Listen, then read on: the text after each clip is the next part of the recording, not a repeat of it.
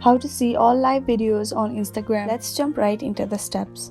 First, you want to go ahead and open Instagram on your phone. First, I'm using my other account for this.